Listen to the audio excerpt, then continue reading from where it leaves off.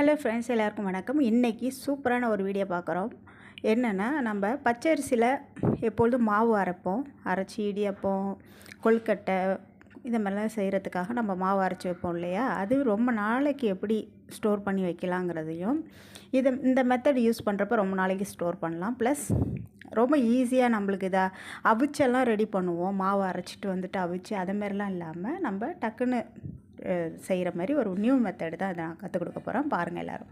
அதுக்கு ஒரு பவுலில் தண்ணி எடுத்து வச்சுக்கலாம். அந்த அரை பாத்திரம் அளவுக்கு இருக்கணும். ஏன்னா நம்ம இதில் அரிசி போடுவோம், அதனால் அரை பாத்திரம் அளவுக்கு தண்ணி வச்சுங்க. அப்புறம் கல் உப்பு.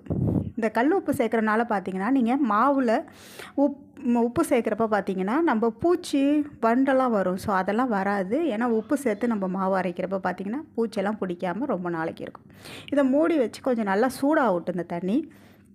இந்த டைம் நம்ம இந்த பச்சரிசியை நல்லா வாஷ் பண்ணி எடுத்துக்கலாம். ஒரு 2-3 வாட்டி நல்லா வாஷ் பண்ணி எடுத்துங்க. அப்போ தான் மாவு நல்லா பளிச்சுன்னு ஒயிட்டாக இருக்கும். நீங்கள் அலச லேசியாக விட்டுட்டிங்கன்னா மாவு கலர் கொஞ்சம் டிம்மாக இருக்கும். ஸோ நல்லா வாஷ் பண்ணி எடுத்திங்கன்னா நல்ல கலராக இருக்கும், ஒயிட்டாக இருக்கும். ஸோ இந்த மாதிரி நல்லா வாஷ் பண்ணிவிட்டு இதை ஃபில்ட்ரு பண்ணிக்கங்க. ஒரு ஸ்ட்ரெயினரில் வடிகட்டிக்கலாம்.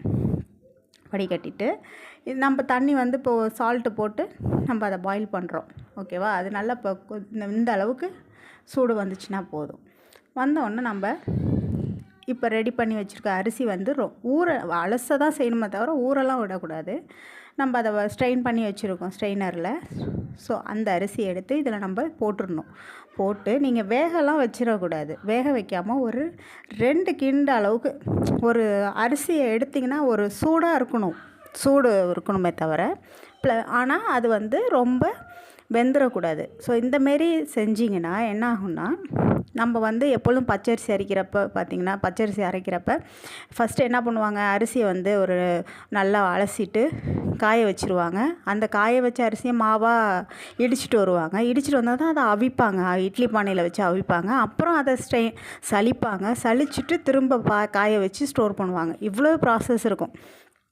இந்தமாரி நான் செய்கிற மெத்தடில் செய்கிறப்ப பார்த்திங்கன்னா, சால்ட்டு சேர்க்குறனால வண்டும் வராது. ப்ளஸ் நம்ம மாவு அரைச்சதுக்கு அப்புறம் அவிக்கிறதுக்கு வேலை இல்லை. ஏன்னா நம்ம அரிசியை லைட்டாக சுடு தண்ணியில் போட்டு இந்த பதம் அளவுக்கு வந்தோடனே நம்ம ஃபில்ட்ரு பண்ணிவிட்டு காய வச்சுக்கணும். ஸோ இந்தமாரி மெத்தடில் செய்கிறப்ப பார்த்திங்கன்னா நம்மளோட வேலையும் ரெடியூஸ் ஆகும். ப்ளஸ் அந்த அரிசி மாவு பார்த்திங்கன்னா ரொம்ப நாளைக்கு வீணாக போகாமல் இருக்கும். நான் கிட்டத்தட்ட பார்த்திங்கன்னா ஒரு 3 கிலோ அரைச்சின்னா 6 மந்த்து கூட வரும் எனக்கு.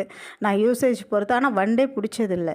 ஸோ அந்தமாரி சூப்பராக இருக்கும். நீங்கள் இதுக்காக சிரமப்படாமல் இந்தமாரி பண்ணிக்கலாம். இப்போ பார்த்திங்கன்னா நல்லா சூடு வந்துடுச்சு. அந்த சூடு வந்தால் போதும், கொதியெல்லாம் வரணும்னு அவசியம் இல்லை. இதுமாரி பார்த்திங்கன்னா ஒரு நுரை மாரி வரும். அந்த அரிசியில் உள்ள அழுக்கு எல்லாம் வந்துடும். ப்ளஸ் நம்மளுக்கு அந்த அரிசி சூடாகணும். ஒரு 2 கிண்டி விட்டுங்க. இப்போ நல்லா பார்த்திங்கன்னா என் கை ஒருக்கிற அளவுக்கு சூடாக இருக்குது.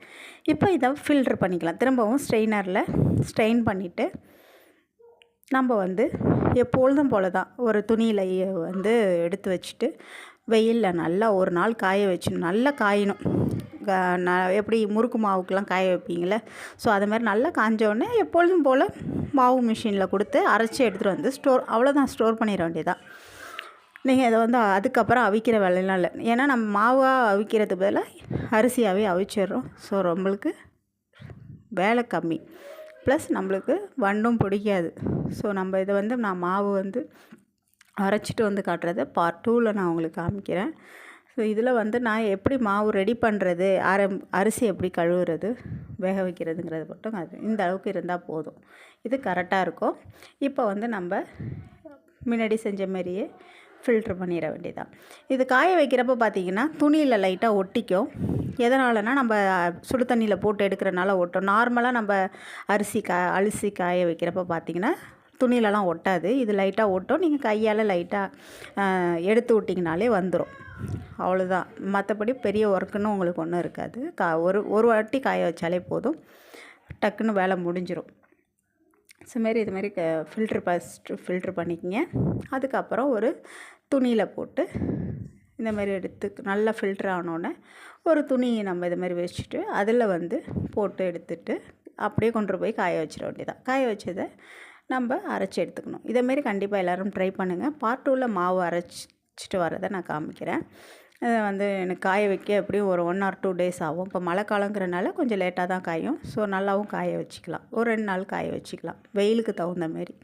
ஸோ இதேமாரி எல்லோரும் கண்டிப்பாக ட்ரை பண்ணுங்கள். அது பாருங்கள், இப்போ 2 நாள் கழிச்சு காட்டுறேன். சூப்பராக காஞ்சிட்டு இப்போ நான் அரைச்சிட்டு மிஷினில் போயிட்டு அரைக்க வேண்டியது தான். இவ்வளோ சூப்பராக ரெடி ஆகிடும். உங்களுக்கு பார்த்தாலே தெரியும். கண்டிப்பாக யூஸ்ஃபுல்லாக இருக்கும்னு நம்புகிறேன். பாய்.